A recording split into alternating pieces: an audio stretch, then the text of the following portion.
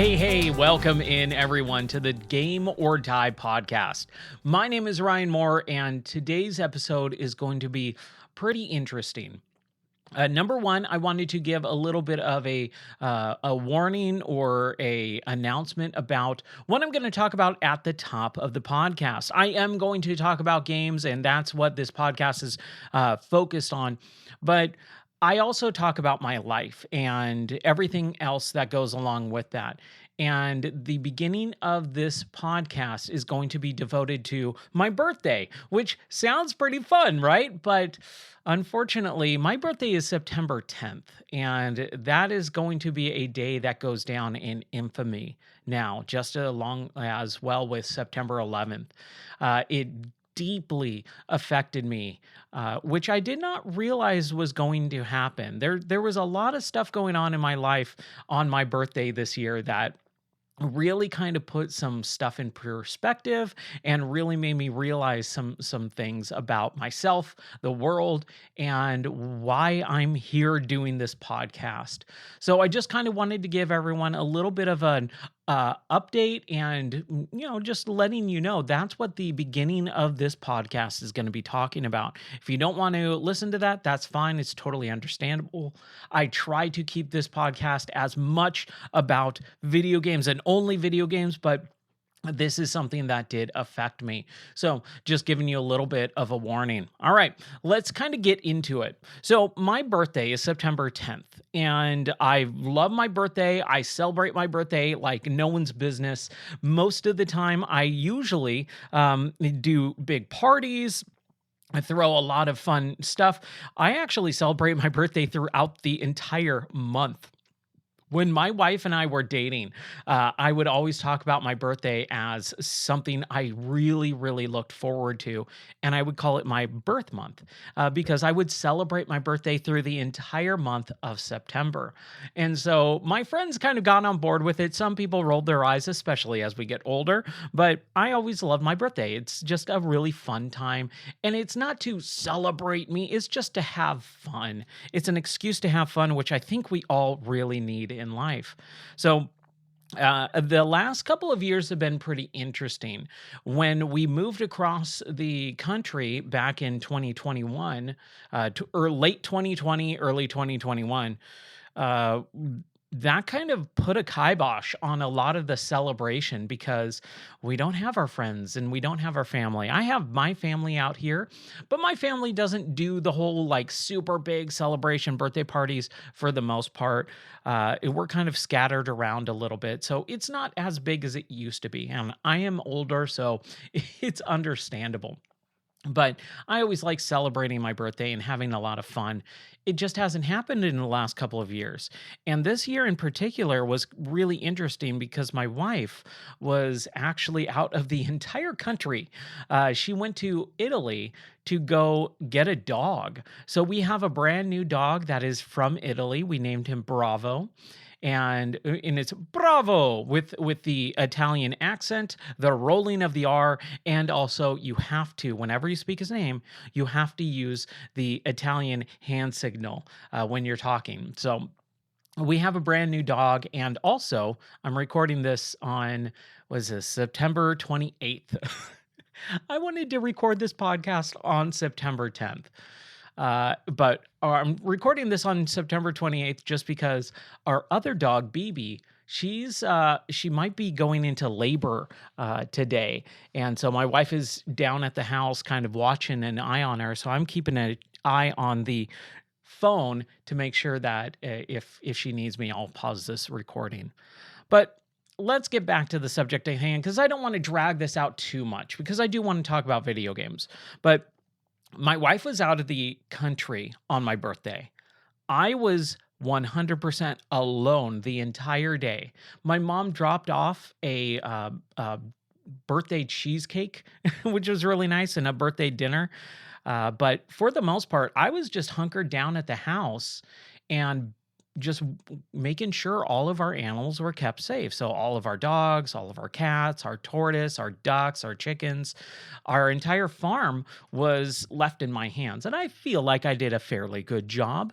But unfortunately, when I came back in from the house from my mom just dropping off the birthday cheesecake, I looked at my phone and I noticed that on X, I saw someone got shot, and I was like, "Oh, that's terrible."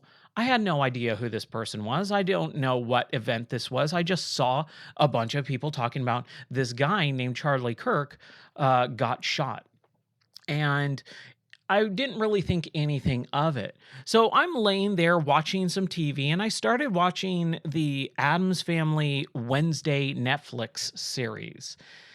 I don't know why I was tempted to watch it. I just needed something to watch, and I love Tim Burton, and I've always been a big Tim Burton fan. Pee-wee's Big Adventure is one of my favorite comedies of all time. I love Pee-wee. If you've ever listened to this podcast, you know that. I love Tim Burton and The Nightmare Before Christmas and his just weird, dark style, Sweeney Todd, all that stuff I love. So I've been wanting to kind of get into the Wednesday series, but I just never did. And then I think recently the season 2 just came out, so they started talking or doing like promotional material at Taco Bell. Anyways, I started watching it, and after like the first episode or two, I was like, okay, that was fun. Let me take a look at X again. And so I was scrolling through social media on X, and I just kept seeing this guy, Charlie Kirk, shot. And then they were saying that he was in the hospital and he was doing okay. He was getting a blood transfusion or something like that. Like a lot of conflicting reports. And I started noticing that there was a lot of famous people talking about him, especially from the Christian community, because I'm a Christian and I follow people like Greg Laurie, one of the founders of the Calvary Chapel Church that I've gone to pretty much my entire life. We actually go to a Calvary Chapel out here in Tennessee, and that is our home church, is the church that I do improv at and things like that. So we're really connected with our church, and we do Bible study on Thursday nights. So when I started seeing a lot of like Christian people talking about it, talking about, hey, we all need to get together and pray, pray for Charlie Kirk, I was like, what's going on? That's kind of crazy. And then the announcement from our president, Donald Trump, of all people, announced that he passed away and died. And I was like, oh my gosh, that's crazy. Why is the president talking about this dude? And then over the course of the evening of my birthday, which I was going to record the podcast, I was going to stream, because earlier I did a stream for the Acclaim, announcement, the summer event. They had their own like little direct video on demand event where they announced a bunch of games, because Acclaim from NBA Jam and Mortal Kombat fame, they're coming back. And I was like, oh, that's really cool.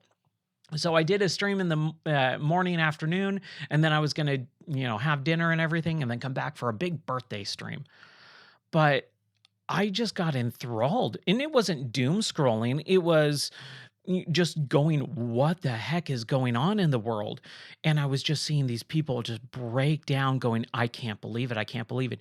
Even my best friends who were texting me earlier in the day, happy birthday, they were like, I can't believe Charlie Kirk died. I'm like, I have no idea who this dude is.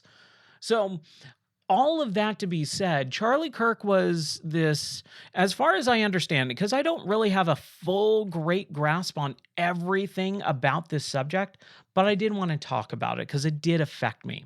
Number one, it was on my birthday, so it was kind of a bummer. Number two, it was something that I noticed as the day progressed and as the evening progressed, that this is not a simple, oh, social media is talking about the latest shooting. This became an assassination, and that's pretty dang serious. And if you know me, I really don't get super serious all the time. I try not to, because I stream, I talk about video games, and the world is so heavy already.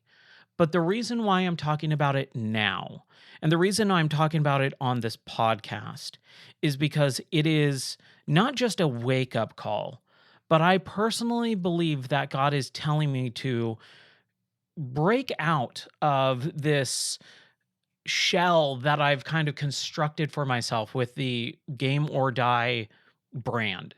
I started this because I wanted to talk about video games on a podcast and to get better at voice acting, to kind of put myself out there a little bit in creating a brand, streaming every night, and things like that as well. And it's evolved over the years.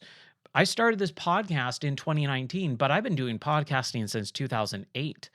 And I ran a video game store for a few years. I wanted to write a book. I write articles. I run a website. I run this podcast. I stream. I do YouTube videos, plus real life. So I've been really contemplating how I wanted to talk about this over the last few weeks since this event happened. And I'm just talking. I feel like I need to openly discuss what happened quickly and then give my personal belief on what happened. And then we're going to move on. So here's what's going down. Charlie Kirk, for all intents and purposes of what I see and what I understand, was a Christian man with a family, a wife and two kids, and he went around the country to college campuses to debate college campus kids to help them understand that basically what they're being taught, whether it's in the university or college that they're going to, or what they see on social media or the movies and TV and the news, it's not true. Everything that they're being taught is a lie from the pit of hell. And there's this really, really demonic source that's been going on for the last 15 years or so. If you ever have wondered why the world sucks now so much, you hear it every day. The world used to be better in the 90s. The world used to be better in the early 2000s. It's not just nostalgia, which I thought it was for the longest time, because back when I was in like high school, college, the 80s became like the nostalgia event. And then we started seeing it like within the last 10 years or so, a real big push to move away from the 80s and really focus on the 90s. And now we're starting to see early 2000s being revered as this, return to the best times ever. And it's this weird cyclical cycle of just being nostalgia baited, right? Where you are just being pulled in by nostalgia from your childhood. Like that's the way the world normally works. But now it's more relevant because it's not just nostalgia. It is actually true. The world was better in the 90s and 2000s. Why? Because something dramatically changed around the mid 2000s, 2005, but mostly 2008. And I noticed it right away. And I went, man, the world sucks and it's just going to get worse. And it has. And then in 2014, it just started going crazy. And then obviously in 2020, the world just lost its darn mind, right? With COVID and all that. So I noticed this Charlie Kirk assassination becoming such a big deal to pretty much everyone else around me. And my wife, who I am mostly getting most of my news from because she pays attention to all this stuff. She loves learning this stuff and talking about it and debating it and all that. That's her gift. Mine is not that at all. But I normally notice this stuff, and I didn't get to really talk to anyone. Over the course of the next several days after this event happened, I had no one to talk to about it. Everyone was busy, my wife was out of the country, and I was just left alone to study on my own. So I started doing that a little bit. And basically, what it was is this guy, Charlie Kirk, was a real, just I don't even know how to put it into words. And obviously, you've probably seen all the talk about him being he could have been the next president. Donald Trump said that he was a big proponent in getting Trump reelected back in 2024 last year. All this stuff, and he was an, a civil rights activist and movement guy. And I'm not big into any of that learning about that. I really don't enjoy listening to a lot of that stuff because I already know what I believe. Um, and I know that listening to people debate about good and bad, right and wrong, it doesn't really help me. And I've been very selfish in that. And so when I started listening to this and watching a lot of his stuff come out over the last couple of weeks, it was like, oh, wow, I'm so bummed I didn't know who this man was until after he died because he was such uh, an influential person in the world, not just in America, but the world. Like literally just a few days before he was killed and assassinated, he actually was in, I think it was Israel or something like that. He was in a different country. It might not have been Israel. Maybe it was China. I think it was China. So he goes all over the world talking about this stuff. He's revered by people who have some of the most power in the entire world. Our president he's one of the most powerful people in the entire world, and he's sitting there going, I can't believe he died. This is totally wrong, and this man was great. And that makes me stand up and think, oh man, what's going on here? So basically, Charlie Kirk was a Christian who preached the gospel to people who needed it. And he was an evangelist. And I've been around evangelists my entire life. I don't believe that I have the evangelistic gift of, standing on a corner and being able to preach that way. But as a Christian, we have what is called the Great Commission, which means that we are, every single one of us who is a believer in Jesus Christ, who died for our sins 2,000 years ago and is going to come again and, save the world. He told us, every single one of us who believe, that we are supposed to go into the world and preach the gospel. That's called the Great Commission.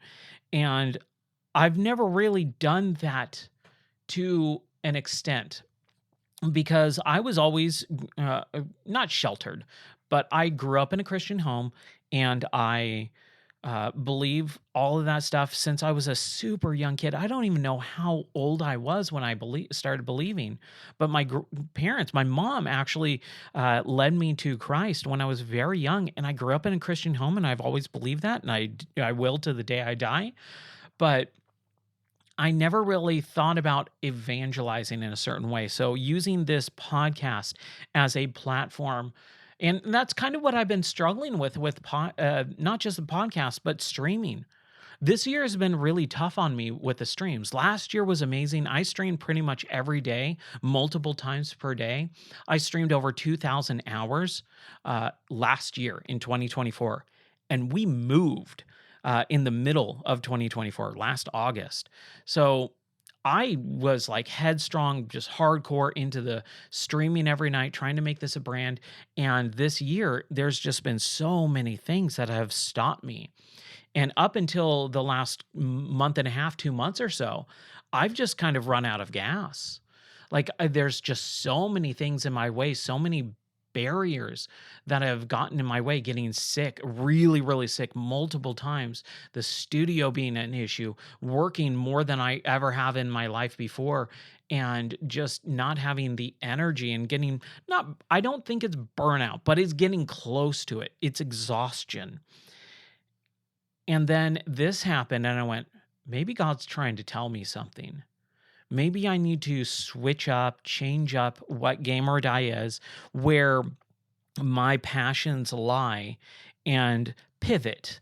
Not completely change, but pivot to doing something a little bit different. Maybe not streaming every night so that I don't get burned out and exhausted, but taking this endeavor into a different realm. So a totally different shift. And I'm still understanding that. I'm still working on it. I'm praying about it, and God's going to lead me to whatever He wants me to do, and I'm going to be open about it. And the first step towards that is doing this podcast episode and talking about this subject matter right now. So, Charlie Kirk was an amazing man, and to see two sides battling was not just the typical left liberal versus right conservative. And I think a lot of people who are on the outside who don't understand what's going on, they just see it like that. It's left versus right again. Yep, just like in 2020 and 2016 and every 4 years and all this stuff, it's left versus right. And if you believe one way or the other, one side is always wrong and one side's always right, and that's it. But that's not what's going on. I truly believe that this is more than that, because there is a spiritual realm or a dimension, you can call it. I mean, we see this stuff all the time in media and comic books and movies. You have a dimension that is unseen and it's real. It's not some fake storybook, fictional idea. It's a real realm that has implications in the real world. There is good and there is bad. There is good and evil, and there is a massive battle going on right now. So when you see this stuff, you have to look beyond what's just there in front of your eyes. You have to look to the intentions of everything, and we're seeing it every day. I mean, just today there was a mass shooting at a church, a Mormon church, that that's evil. That's demonic and satanic, and it's not a joke. It's one of the reasons why I've never really liked Doom, because it always portrayed the satanic hell stuff in a glorified way. And I've talked about it a ton on the podcast, but I can always kind of look beyond that. And it's these people who create this stuff because they think it's cool. Metal 666, yeah, whatever, pentagrams. And I've always just took it as a tongue in cheek. They're stupid, but this game is actually fun. And it's something that's indoctrinated a lot of people. And it's just crazy, man, because there is a clear line at this point. This was, and I don't like saying it because it sounds fake, but there was a turning point in Charlie Kirk's whole company that he founded. He was young, he was 31, and he founded this when he was 18 or something. It's called Turning Point USA. And they're trying to change people's minds, to get them unindoctrinated, break the spell of what's been going on over the last 15 years or so with the media and the DEI and propaganda, the LGBTQA plus square ultra mega mix. All that garbage has been and has a demonic undertone to it that most people don't realize. And the people who don't realize it because they're not Christians. They don't believe in Satan as a real person / entity. They think it's just made up, and it's not. So you got to be really careful, and you got to call it out, and you have to believe it. There is a God. There is a Jesus. He's real, and he loves people, and he cares for everyone, even you listening to this right now. And it's insane that people just flippantly go, whatever. It's not real. It's just a story. It's made up. There's so many factual, historical, even removing the Christianity and the religion of this, that shows all these events that the Bible talk about happened. So it's not something that's just made up. It's historically accurate. So, I mean, and this is where I have a hard time, because I've just believed this. I talked about it with my improv group during Christmas last year. We had a Christmas party, and we were all just getting together for a dinner and fellowship. And I just talked about it saying, yeah, I've always been a Christian my entire life. So I never really understood oh, well, how could this be real? And not understanding it. And that's why I've always had a hard time evangelizing because I just don't have that understanding or mindset. But I am faithful in trying to do what I'm called to do. And I believe I have this platform. I believe I have this voice and podcast to reach even one single person.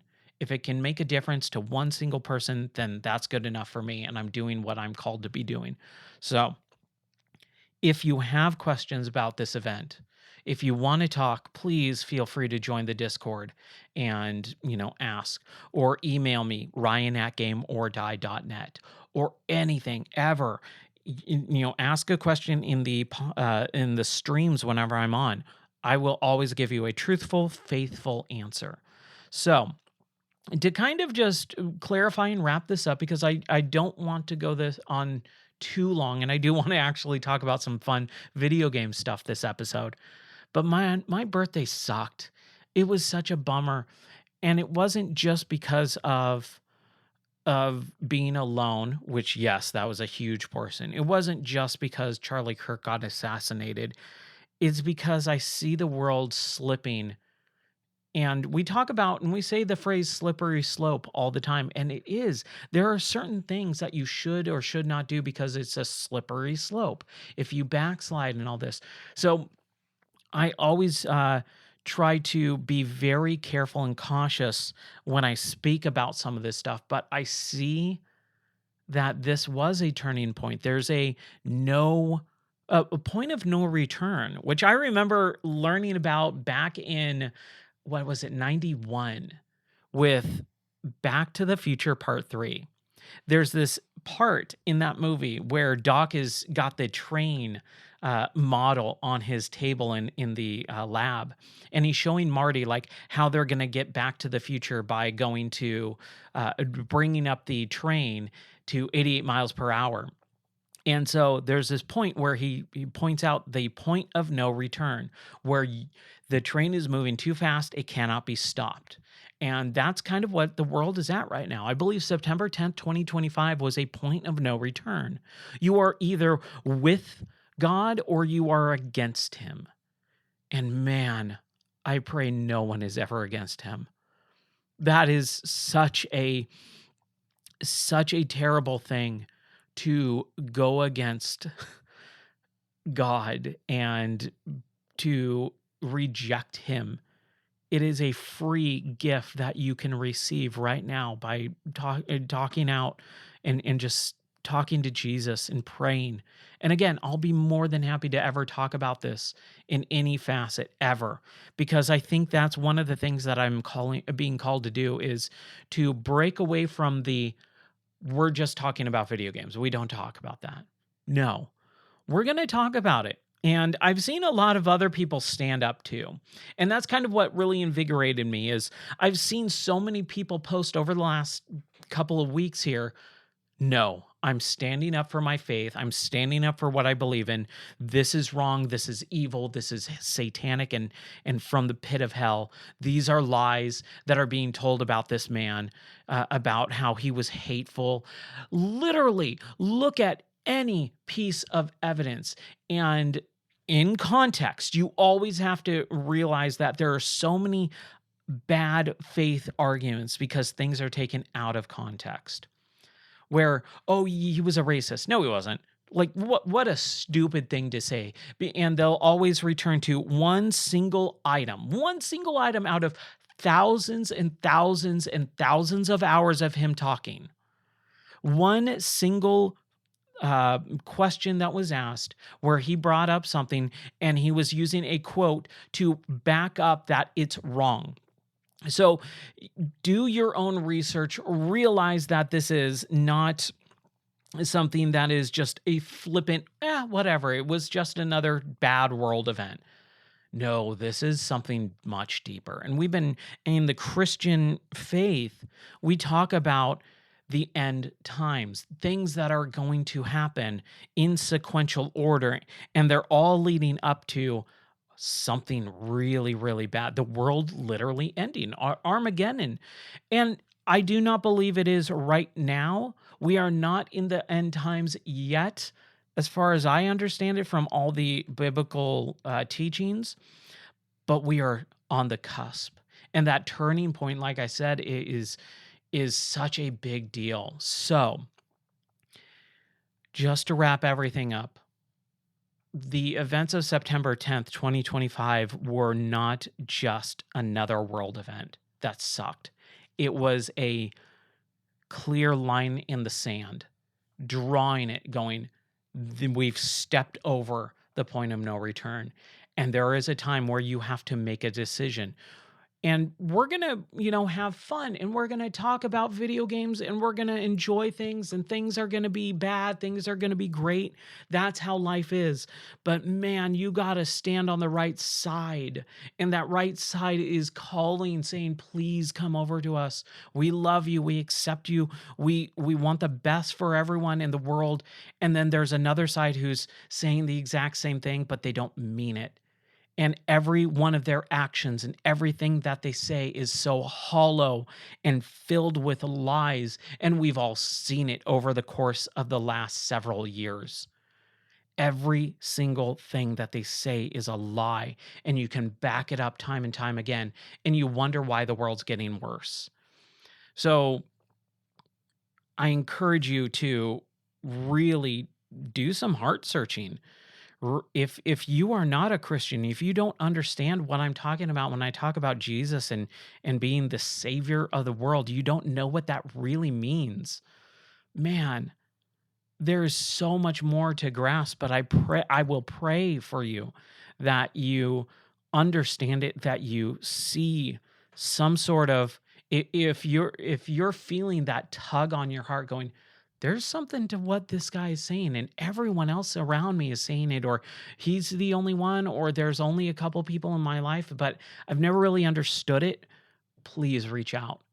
I will be more than happy. I will devote everything I can to helping you understand what I'm talking about in greater detail, because it is literally the most important thing that you could ever do in your life, no matter what. And so I just want to encourage you to really do some heart searching, really focus in and understand what's going on. And if you need help, I'm here. And with that, we're going to talk about some video games. All right. So, again, like I said, I pray that you understand it, you hear it. Something is digging at your heartstrings and pulling, and we'll get through it. But yeah, my birthday was rough. My birthday was very, very interesting and very exhausting for me because my wife was gone for so long, and I had to take care of all the animals, and I was working at the same time. And you know me, if you're listening to this, I was always or I have been a night owl my entire life. I stay up until 3 or 4 o'clock plus in the morning. I usually go to bed around 4:30, up until the last couple of weeks. And I do that because I love streaming. I play video games. I think the evening is the best time in the world to get anything done, even if it's work related, because you don't get interrupted. When I was in IT, I always loved staying after, like getting into a company as everyone was leaving for the day, having the doors locked behind me and saying, all right, just lock up when you're done or whatever. Uh, and then just spending the entire evening up until like 4 o'clock in the morning, building servers, doing upgrades and stuff like that, because there was no interruptions, no phone calls, nothing. It was just you and working. And that's what I love. And so I've been starting to just get this just point of exhaustion where I haven't literally been able to stay awake because of work. And work is more important than the stream. I hate saying that because I wish it wasn't true, but it absolutely is. My work is obviously more important. It's what puts food on the table. It is what is my career as well, and I believe that I'm in my position for a reason. So I do enjoy and love my job for the most part. There's crappy parts to like any job, but oh man, I loved I love staying up late reading, some comics in bed after the stream. So I just haven't had the time lately. And because of my birthday, like I was doing all the dog stuff and I was getting up at 6 o'clock and I was going to bed at 4. I was going to bed around 4:30, and I'm getting up at 6 and taking the dogs out because our dogs, for whatever stupid reason, they howl. We have pit bulls and they howl like wolves in the morning. And so our dog Banjo is the one who started it. And then our dog BB, who's also pregnant, um, I had to be on alert. I had to be careful and I had to really make sure that I didn't skirt my positions or my position and responsibilities of taking care of this pregnant dog. So I have been really focusing on being a better husband and caretaker for our animals because my wife is the one who normally does that, and she asks me for help, and you know, I normally kind of put up a big grump position. I don't want to do this. I'll mutter, something like, "Oh, this sucks" or whatever, and just being a bad attitude about having to do things that I don't want to do because I've always kind of been like that. That's just who I am. But man, I've really tried to be better about that. And uh, with taking care of these animals and the pregnant dog and stuff, I just been so exhausted. I haven't been able to stream. So I want to talk about the stuff that I have been talking about. So let's take a quick break to just kind of loosen and shake out all the stuff that we talked about, the heavy stuff, because yeah, it is heavy, but it's okay. And I'm smiling because there is light at the end of the tunnel. There is joy to be had. You just got to be able to find it, and it's not hard to find. So let's shake it out, like my instructor for improv says. Leave everything at the doorstep, and let's take a quick break, and then we'll come back with some video game talk.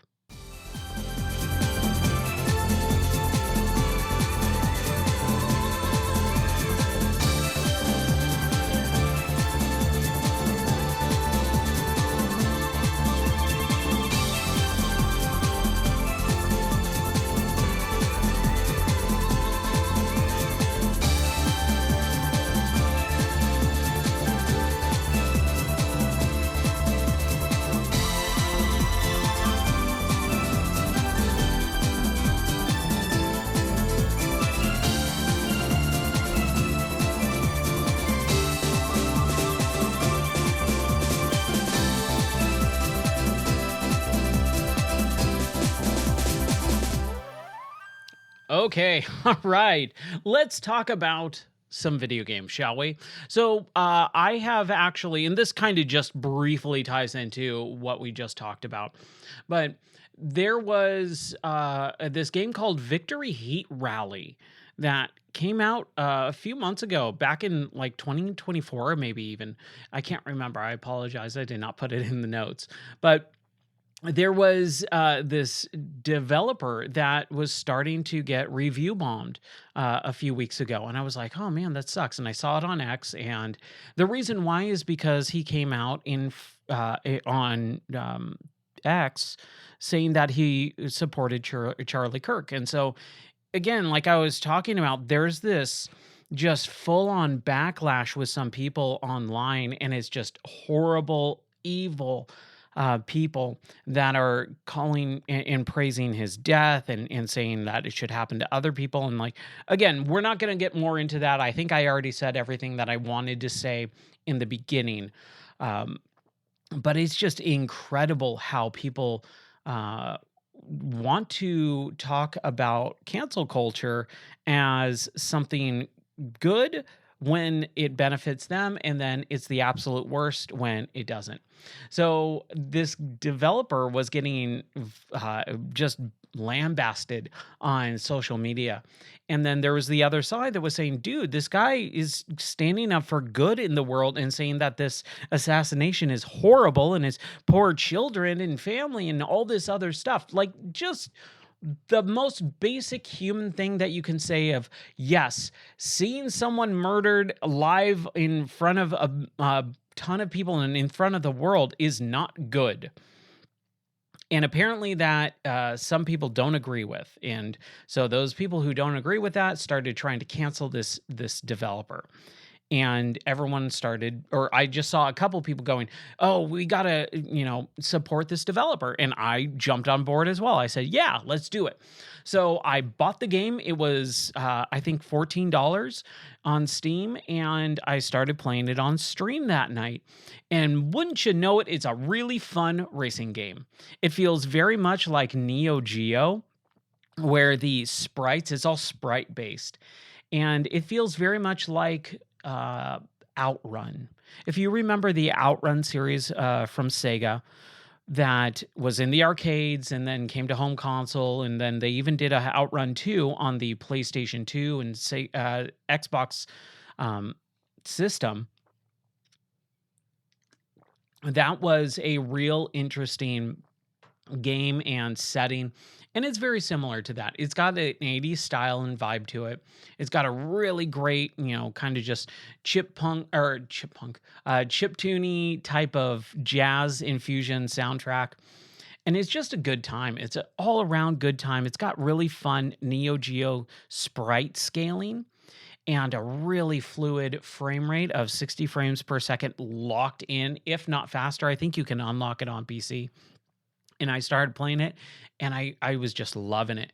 Great character design, really interesting dialogue too. I'm not a big fan of the indie scene doing these cutscene talking dialogue sections where they just like it's one sentence at a time, and it takes about 15 minutes, and they just have this diatribe of dialogue and exposition dumps. And what this game does instead is it acts like you're watching a TV show, like a sports coverage of this race. And they have this girl announcer, I can't remember, like Sunny Day or whatever it is. Sally McRally, that's what it is. Sally McRally is her name. And she's kind of like the announcer host. So she interviews the contestants, she talks about the track, and it's honestly maybe like 30 seconds of dialogue, reading it out loud. And it's just really good. Here's what's going on. Here's what's happening. Let's get to the action. And man, it's a blast to play. I had so much fun with this game, and I could not stop playing it. I played it for like 4.5 hours, pretty much straight. I think I had to take a stop at about 2.5 hours, maybe I think it was 3 hours in. And then I came back the next day and dumped another couple hours into it.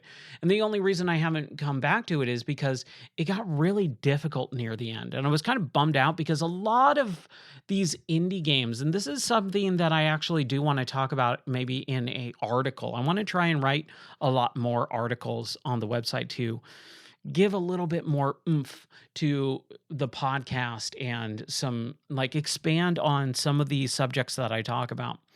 But indie games have this real big issue with making games more difficult than they need to be because they spend so long that they're basically trying to keep you in the game for as long as possible. And so you have a lot of these indie games that require you to fully envelop yourself into it, dump 20, 30, 40, 80, 200 hours into it to unlock everything. And I just don't like that. I think indie games should be fairly cut and dry, fairly simple, and then move on. For the most part, it really depends on the artist's intention. But I think there's this real big, we have to make one game with the kitchen sink. We just everything is in the game. Thousands of mechanics, thousands of lines of dialogue, every single possible thing that you can imagine. Instead of having a nice 3 to 5 hour game, they're pushing the difficulty at the very end to the point where you have to memorize and devote your life to it for several weeks. and then you'll get a leaderboard and blah, blah, blah. And then you'll be able to see the end credits. And it just sucks because I don't want that. I want to be able to play the game, finish it, mark it off my list, and then go, hey, if there's ever DLC, I'll talk about it or I'll get it and we'll stream it again. But I want to move on from games. And that's one of the biggest issues why I'm not a big indie game player, even though I think the indie game scene and movement is so much better than AAA gaming right now. You've heard me talk about it a billion times.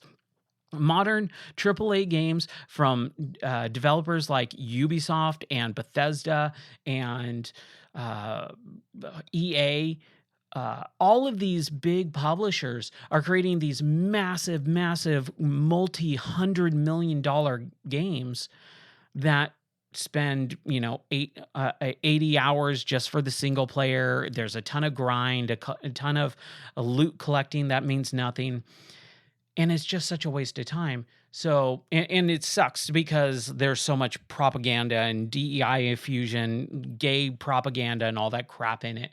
So, I want to move on to the indie scene, but the indie scene has the exact opposite issue where it's throwing the kitchen sink in with all the game mechanics, requiring you to spend so much more time in the game than is necessary. When back in the day, in the Nintendo, Super Nintendo, Genesis era, we got games that were able to be beat in an hour, 4 hours, if you were really lucky. But these games should be kind of like that, especially since there's such a massive quantity of them. And the quality is not very good usually. So the quality is bad in AAA for, propaganda reasons, but the production value is there. The opposite end, if for the indie scene, is there, where it's the quality is not great, but there's so much quantity that you really have to pick and choose. So I pick and choose very carefully for the most part. Victory Heat Rally was one of those really good ones, except for, man, I would really like to be able to beat it, and it was so difficult at the end. It was insane.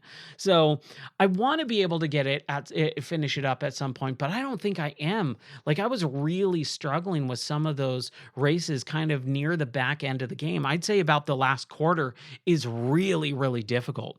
So I was kind of bummed about that, but I got my money's worth for $14. I spent, 5-6 hours in that game and had a blast.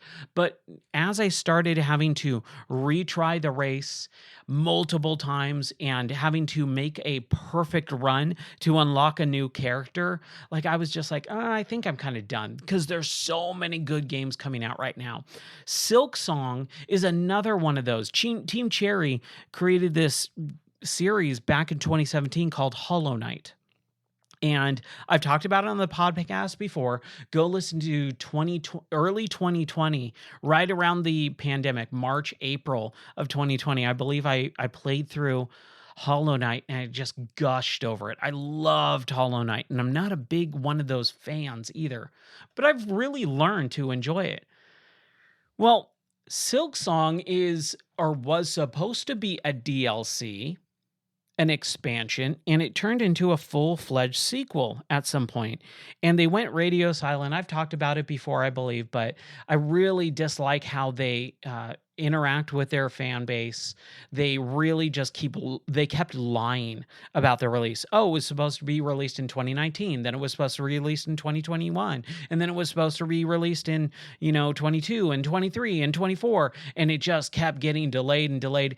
But they would never say it's delayed, or they would never explain or talk about the game at all. They wouldn't say what's in the game. They wouldn't talk about it. They just literally went radio silent, where you didn't hear from the team at all until the game release date was passed, and they went, we're still working on bye. And that was it. Like, yeah, well, okay, cool. There's so much to it, and I don't want to get into it, but I really have a very huge dislike for Team Cherry for their PR. And I think they do one of the worst jobs in all of video game history of PR management. They need to fire whoever's doing their PR, which I think is one of them, because they're a very small team. I believe they're 3 or 4 people. So someone just needs to go, you need need to be better at PR or just hire someone. You have the money at this point. It's one of the biggest indie games of all time. But really quick, let's talk about Silksong because it's a really fun game. I played it. It's on Game Pass, so it's free. And I got, I think, 7-ish hours into it or something like that. It is difficult, but I don't think it's bleedingly difficult. I was having my wife actually watched me play a little bit of it.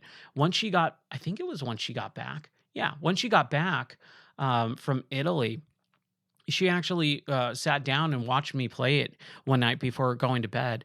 She's like, "Oh, this is really cool." And I got to a boss. I beat the boss first try.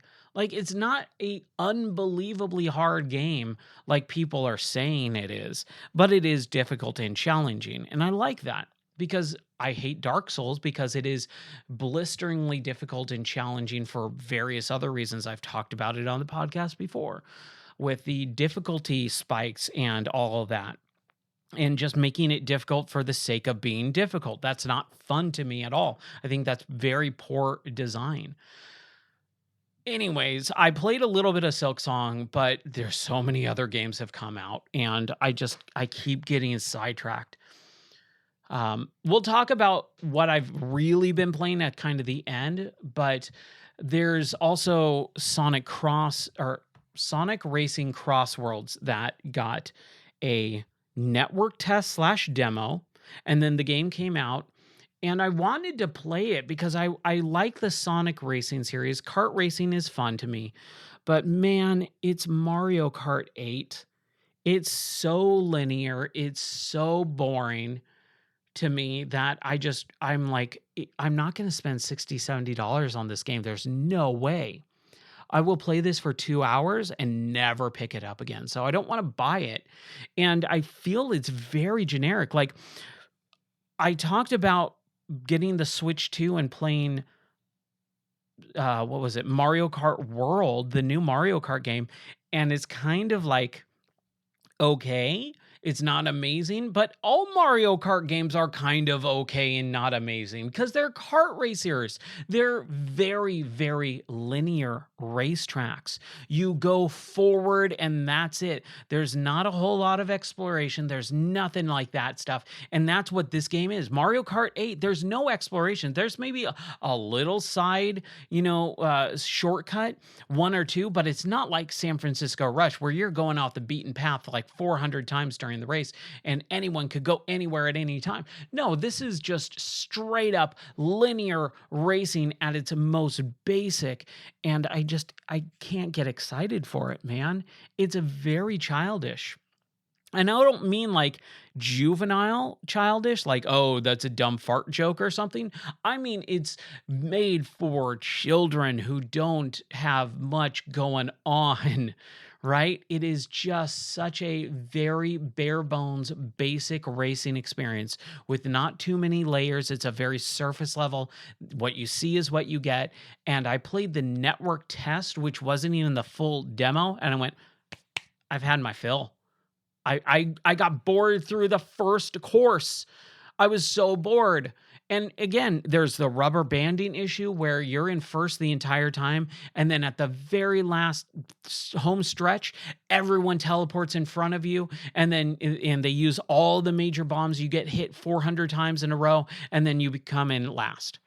And you've been you've been in first for the entire race and never had an issue. And then at the very last second, everything happens. That is poor program. That is poor game design and development. And I hate it. And I want to like it, but I hate it. And it sucks too, because this game also is developed using Unreal Engine 5. And that means I could play it in VR. VR racing is really, really cool. So I want to play this game in VR, but I'm not going to shell out the money for an experience that is going to be like maybe an hour, a couple hours, and then done. Not right now, anyways. If this game is on deep discount in a year for like $5, yeah, sure. Why not? But right now, nah, not a chance. Yeah. But I did start playing a game that I really do enjoy. there is this game called MegaBonk. And MegaBonk is basic sorry, MegaBonk, all one word, I believe. It's Vampire Survivors in 3D. Vampire Survivors came out a couple years ago and it took the world by storm. Number one, it was an indie game on Game Pass in early access, so it was unfinished. But you could buy it in early access for like $5. Or you can, if you had Game Pass, it was free. So I had Game Pass, I downloaded it, and I started playing, and oh my gosh, it's this really interesting game. I've talked about it before on the podcast. I know I say that a lot, but it's true. We're on episode what, like 93? Like I've talked about a lot of video games over the course of this podcast. So, Vampire Survivors a few years ago is this top down view where you're this little character and you've got this screen that has enemies kind of just swarming towards you. They kind of shamble more than anything else. So, they're coming at you at a slow pace, and you are able to move your character around the screen, but you cannot jump or attack on your own. Your character automatically attacks, and it's got a cooldown timer. So I remember the first time I played Vampire Survivors, I had no idea what was going on, but I slowly learned, oh, the only thing I do is move my character around. Everything else is taken care of. The the attack animation is on a cooldown timer. So your character automatically attacks. You don't push X or A or anything like that. Your character automatically attacks with their sword in a big swiping motion once every 3 seconds. And as you play, you have to maneuver around enemies so that you have that cooldown timer and don't get hit. But then you kind of face your enemy and then start slashing them. And as you progress through the game and level up, your cooldown timer can go down. So instead of attacking once every 3 seconds, it's once every second. And then you get other power ups and other weapons. So one slash every 1 second, but then also you're throwing out a boomerang every half second. And then you've got a shield around you that explodes and creates splash damage to anyone around you every 5 seconds. And all this stuff compounds and it creates a really fun environment. However, it gets boring after a while because like you become so powerful, it's really fun, but it loses its luster after a while. And I dumped like 25 hours into that game. It was really, really fun. But then there was so many games that kind of just came out doing the same thing. Well, this is MegaBonk is exactly like that, but it's in 3D. So you're not looking at a top-down view of your character anymore. You're looking at them from the back. And you have camera control, so you can move your camera around the front, forward, left, back, right, up and down, and you're able to see a lot more of the environment. So you see something off in the distance and you can go exploring. But it's doing the same thing, auto attacking, enemies coming at you. You get XP every time you kill an enemy. And once you get a certain amount of XP, you level up and you get more unlocks and more buffs and debuffs and all that type of stuff. So all the unlocks are what propel you forward in the game. You want to continue playing because you're unlocking more powerful attacks, faster attacks, cooler cooldowns and power-ups and stuff like that. Man, it is just so much fun. And because it's in 3D and you can move the camera around, you can also jump and avoid enemies, jump over enemies, jump off cliffs because there's verticality now because it's a 3D environment. So you have hills and valleys. You've got stuff that you can jump up. You can get whisked away in whirlwinds that throw you up really high into the sky. Like there's so much more to this game because it's in 3D that it's invigorated me, the series and the genre, which I don't know what the genre is actually called, but that's something that is really, really interesting. So I've been playing it over the course of the last couple of days, and I'm really, really enjoying it. It is so much fun, and I've dumped, I think, 6 or 7 hours into it about now, and I want to continue playing it. And it is so cool, and it's cheap too. It's a little bit more expensive than Vampire Survivors. It was $9. Uh, but even then, I've gotten my money's well worth out of that game.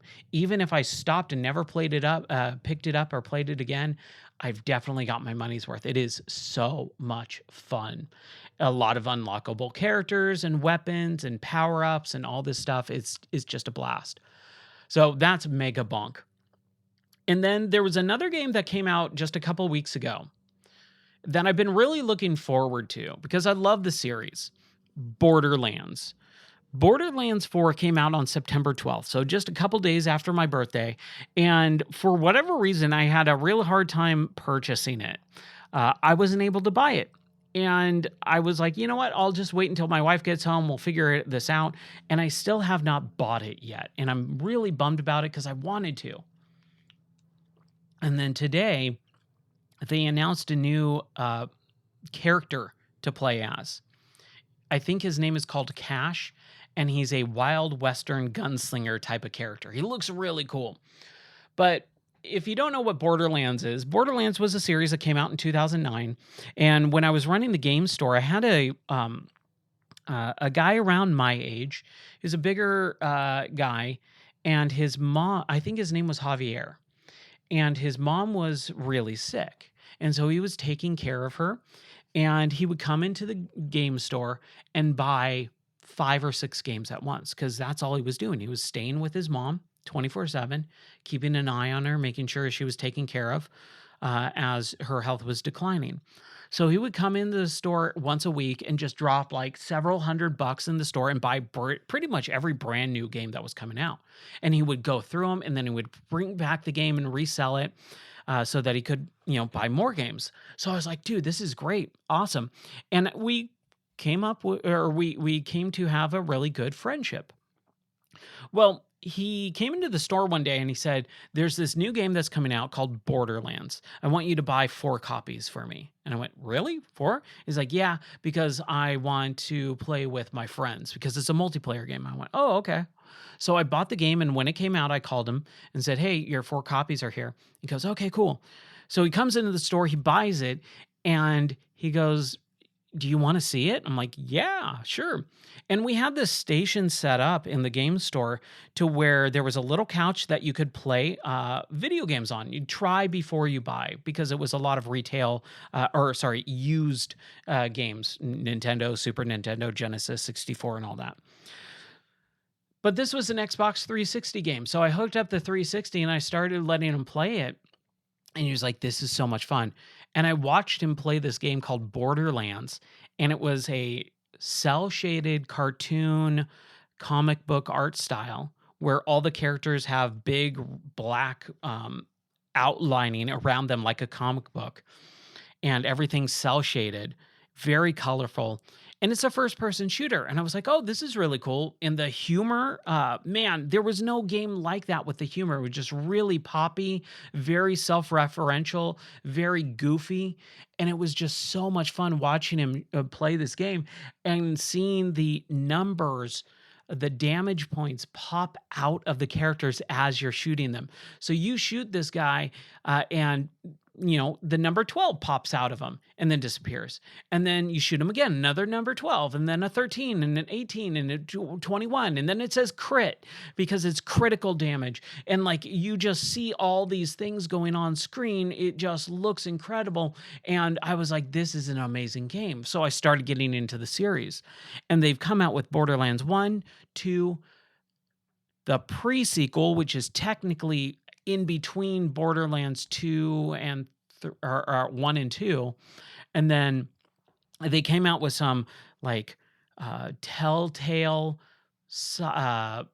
action adventure. Sorry, I can't remember the genre name of Telltale, but they do these like episodic dialogue heavy games. And it was just it's not point and click, but it's like that style. And it was really interesting because they started like really spreading out the series. And then in 2019, they came out with Borderlands 3. Now, with Borderlands 3, that one was really interesting because it came out on my birthday, came out right around the same time this one did this year. And Borderlands 3 was really interesting because that is when we had to put down our dog Rasputin. I talked about that. I think it was like episode 13 or something like that. And boy, that was maybe episode 11 or 12 of the podcast. But that was a really rough episode for me to record because we just put down our dog Raz, and it was the first time I ever had to put down an animal. And boy, was that upsetting. It was so rough. And so I was just feeling depressed when Borderlands 3 came out. And luckily, it provided me some escape from the horrible situation, but I wasn't really feeling it. There was a lot of reasons why that game, Borderlands 3, took so long to come out when Borderlands 2 and pre-sequel were just like, flying high. And then they just spent like 7 years not doing anything with the series. And when it came back, it felt like it didn't learn anything from the time it was gone. It felt like it picked up right where Borderlands pre-sequel left off, which was kind of like I'm kind of getting bored. You're not really introducing any new things. It's kind of just the same old thing. The humor is starting to get really dumb and boring, and like it's very internet memey at that point. And it was not good. It wasn't horrible. It just wasn't that great. And so when I played Borderlands 3, I was like, man, I really hope Borderlands 4 is good. And now here we are, 60 years later, and we've got Borderlands 4. So I want to play it. And I've actually been hearing really good things from people who are into that series much more than I am. I'm hearing that they've changed a lot of the stuff that made Borderlands 3 not great. So I'm really excited about it, but it's a $70 release. And right now, $70 to spend on a game that I don't know if I'm going to like is just really hard for me to swallow. And with them announcing this new character to play as, which is like a Western gunslinger type of character who's going to come out in like the first quarter of 2026, which means like 4 months from now, I kind of don't want to play it or at least buy it yet. I want to wait for it to go on sale, which I very rarely do. I was going to buy this day one, but at this point, there's so many other games that I want to get to and play that it's just not wise for me to spend that money right now when I'm probably not going to get to it until later on, a few months from now. And by the time it gets to a few months from now, it's probably going to be cheaper.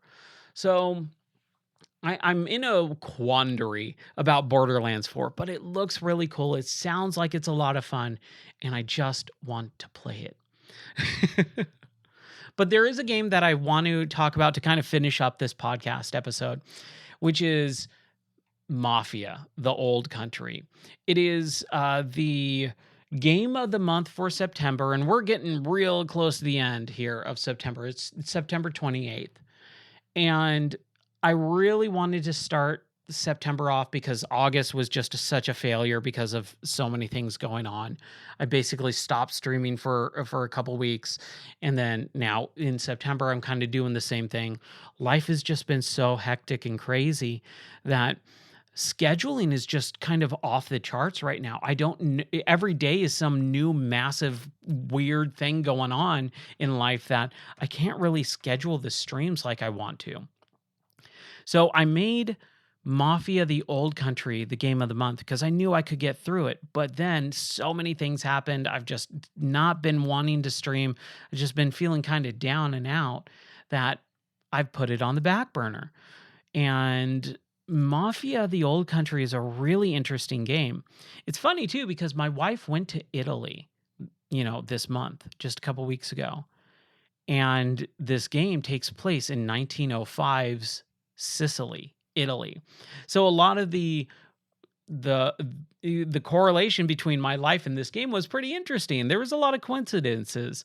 And it was really fun to be able to play that game while my wife was in Italy, seeing some of the pictures that she's sending me and going, that's kind of what this game looks like. That's really interesting. They did a really good job of recreating Italy, right?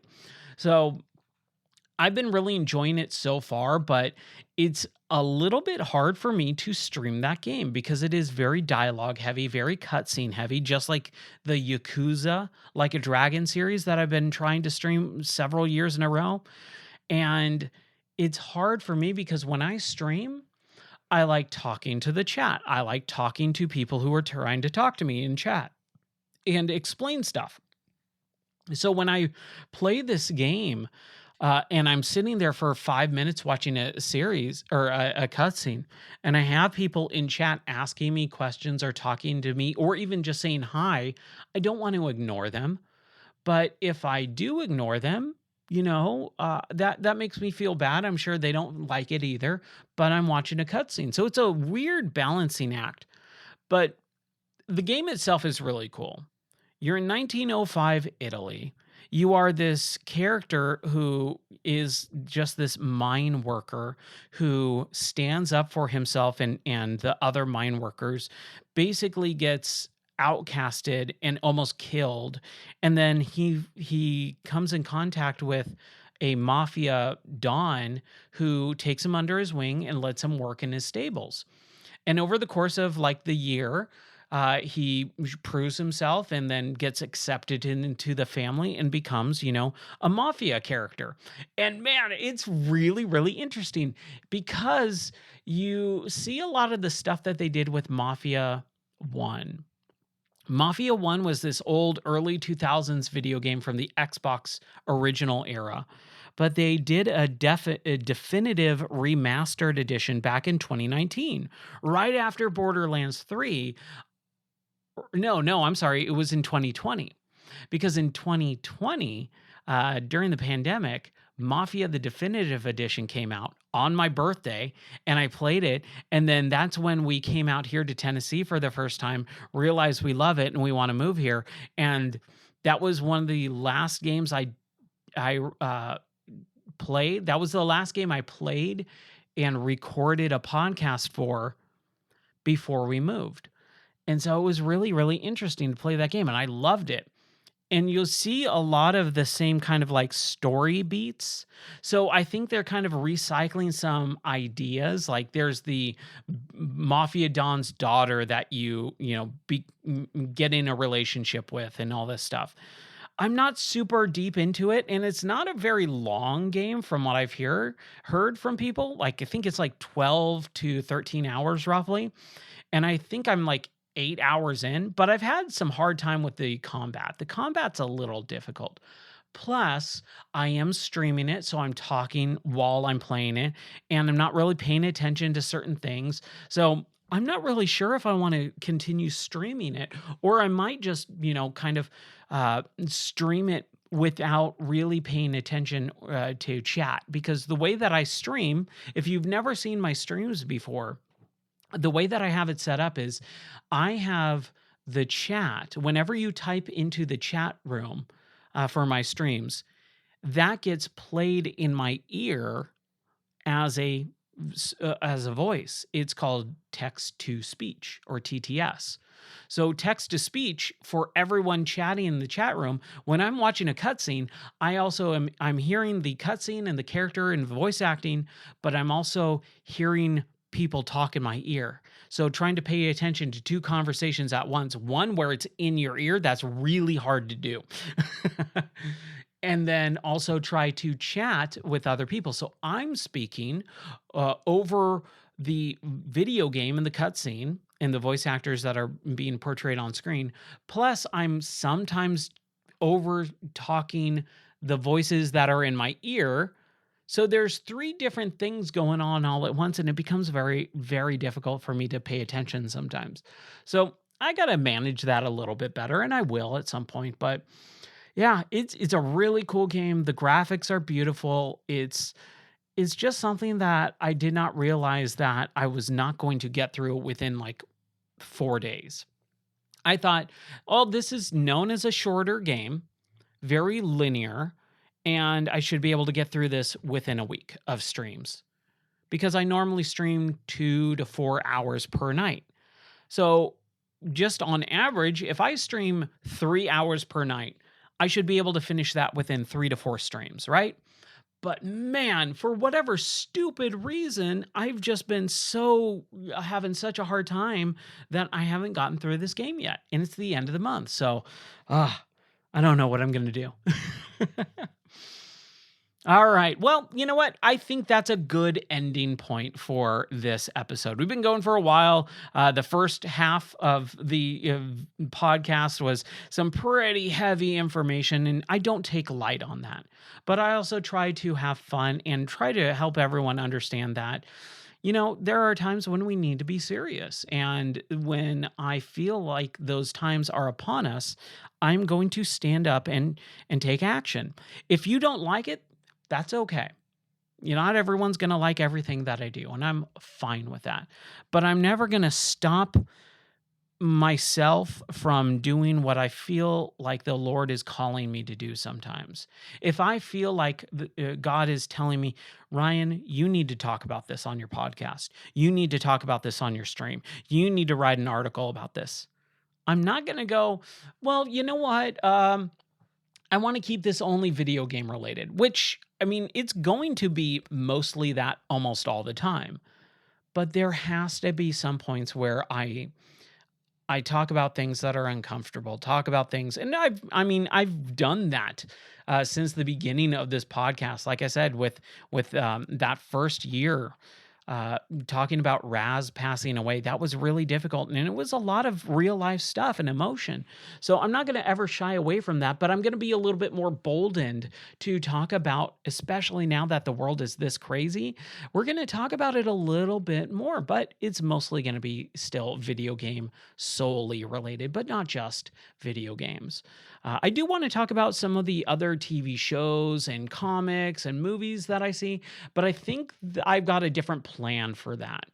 And there's a lot of stuff that I have in my mind that I start working on, and then for one reason or another, I just have to stop. I really keep saying that I'm gonna make something really cool with Game or Die, and I do believe that's gonna happen, but I need to prioritize some stuff first. And the streaming, that's one of the biggest hurdles. Is streaming is so time consuming, and I do it at the end of a work day. Like, I don't know if you've ever done or had a really long exhausting day at work and then tried to go do something at the end of the day, but that's my day every day. I work, I do this, I talk for hours on end. I'm in front of a camera for hours on end. I immediately walk over to the house and then deal with real life stuff like my family, my wife, our animals, taking care of them, and then coming right back in after just a few handful of hours and then doing it all over for video games on a nightly stream. I think I just kind of can't do the nightly streams anymore.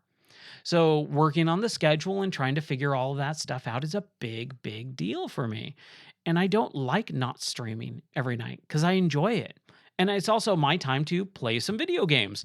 But I think I'm being called to do something a little bit different. So I got to figure that out.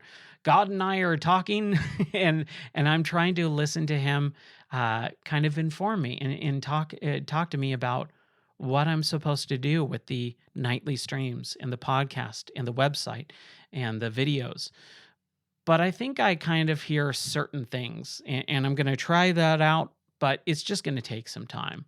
So please bear with me as I go through this transitional period of trying to figure out a lot of this stuff. It is something that is in constant flux, but I have a blast doing this. I hope you enjoy listening to it. Thank you so much. And I'm going to try and do the podcast on a more maybe semi bi-weekly basis, maybe every 2 weeks, I think would be a good start instead of monthly, because I think monthly is a little bit too long. I would like to do it bi-weekly, but we'll see. Anyways, I'm going to stop yammering or jibber jabbering and kind of call it here for the episode. Thank you guys so much for listening. I pray that God blesses you. I pray if you don't know the Lord and you heard the first half of this podcast, that you ask me about it. drop in the Discord, direct message me in the Discord, or email me at ryan@gameordie.net if you want to know any more about what I talked about. And I'll be more than happy to discuss it at any time, any day of the month, any day of the week, any time of the day. All right. So take care. God bless. And I'll see you guys next time for the Game or Die podcast. Bye.